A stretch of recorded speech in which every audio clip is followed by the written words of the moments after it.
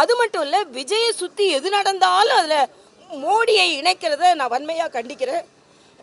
அது ஜனநாயகனா இருக்கட்டும், சிபிஐயா இருக்கட்டும், எல்லாத்துலேயும் மோடி அவர்களை இணைத்து இணைத்து பேசும் பொழுது நீங்கள் மோடியை பார்த்தும் பயந்து கொண்டிருக்கிறீர்கள், விஜயை பார்த்தும் பயந்து கொண்டிருக்கிறீர்கள் என்று எனக்கு தெரிகிறது. நிச்சயமாக யார் வந்தாலும் வராவிட்டாலும் இன்றைய ஜனநாயக தேசிய ஜனநாயக கூட்டணி வெற்றி கூட்டணியாக அமையும். நிச்சயமாக நாங்கள் வெற்றி பெறுவோம், எந்த மாற்று கருத்தும் இல்லை. தேர்தல் வர வர வர திமுக பயங்கர பதற்றத்தோடு இருக்கிறது. ஸ்டாலின் அண்ணன் ஸ்டாலின் ஒரு கருத்து சொல்றார், தயாநிதி மாறன் ஒரு கருத்து சொல்றார், உதயநிதி அதுக்கு மேல புதிய கல்விக் கொள்கை இந்தி திணிப்பு என்று சொல்கிறார். இந்தி திணிப்பு என்று சொல்கிறார். இந்த பராசக்தியை பார்த்தா இன்னும் கேட்டா இன்னைக்கு காங்கிரஸ் துண்டு துண்டாகி இருக்கிறது. நிச்சயமாக அதை விட RS பாரதி சொல்றதா எனக்கு சிரிப்பா வருது.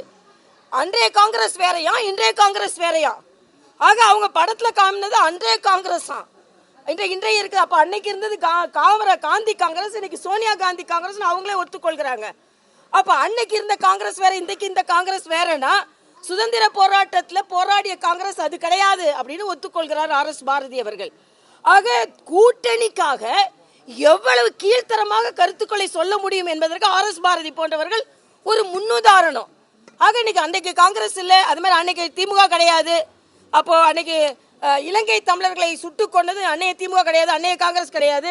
இப்படியே நீங்க சொல்லிக்கொண்டே போங்க. ஆனா திராவிட முன்னேற்ற கழகம் தங்களுக்கு எப்படி இருக்கணுமோ அதே மாதிரி சரித்திரத்தை மாற்றுவார்கள் என்பதற்கு RS பாரதி போன்றவர்கள், அது மாதிரி அண்ணன் துரைமுருகன் 1000 ரூபாய் கொடுக்குறோம் 3000 ரூபாய் கொடுக்குறோம் ஓட்டு போட்டுருங்க.